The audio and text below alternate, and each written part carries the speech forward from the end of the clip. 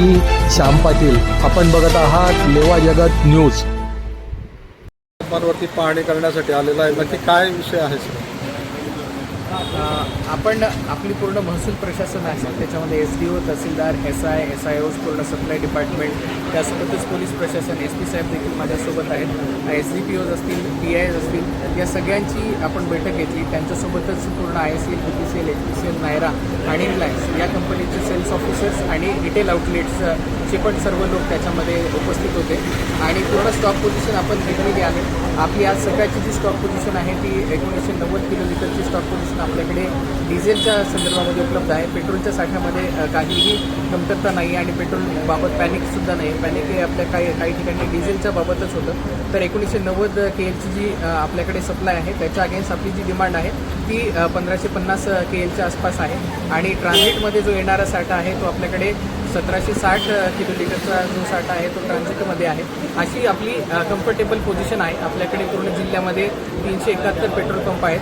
त्याच्यापैकी 20 पेट्रोल पंपांवरती जास्त डिमांड असल्यामुळे आज सकाळच्या परिस्थितीनुसार डिझेल संपलेलं आहे, परंतु तिथेही आम्ही संध्याकाळपर्यंत डिझेल उपलब्ध करून देण्याच्या सूचना दिलेल्या आहेत. आजही रविवारच्या दिवशी युजली डेपो बंद असतात या सर्व कंपनीचे जिथून सप्लाय होतो. ते डेपो देखील आज रविवारचे पण आपण सगळे चालू ठेवायला सांगितलेले आहेत, जेणेकरून कुठेही सप्लाय खंडित होणे आणि नागरिकांमध्ये पॅनिक तयार होणे.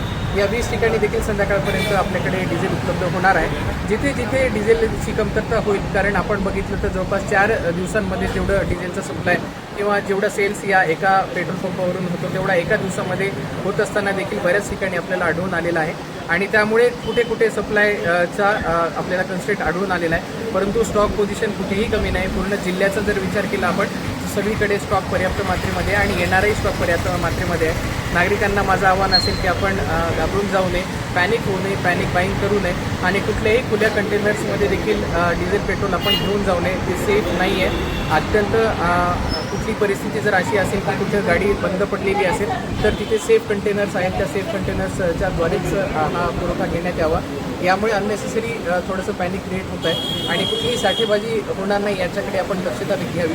आपले पूर्ण SI असतील, SI असेल, सप्लाय डिपार्टमेंटचे लोक असतील आणि पोलीस प्रशासन असेल, यांना दर तासाला या 371 पेट्रोल पंपांवरती गस्त घालण्याचे निर्देश देण्यात आलेले आहेत. आता सगळीकडे ऑलमोस्ट स्टॉक पोझिशन व्यवस्थित असल्यामुळे सगळीकडे लाईन ज्या आहेत त्या कमी होताना आपल्याला दिसून येईल. सर, शेतकऱ्यांच्या मनात चिंता आहे की नागरिकीचे दिवस आहे, डिझेल मिळत नाही. शेतकऱ्यांसाठी काय सांगाल तुम्ही?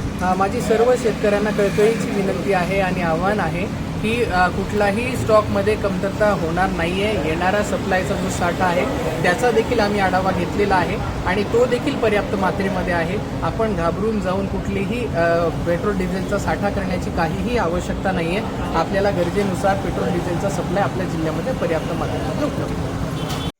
लेवा जगत यूट्यूब चॅनलमध्ये आपले स्वागत आहे. आपल्या परिसरातील ताज्या घडामोडी बघण्याकरता आमचे चॅनल सबस्क्राईब करा आणि आपल्या मोबाईलवर बघा ताज्या बातम्या व कमेंट करून प्रतिक्रिया जरूर कळवा. बघत रहा लेवा जगत. धन्यवाद.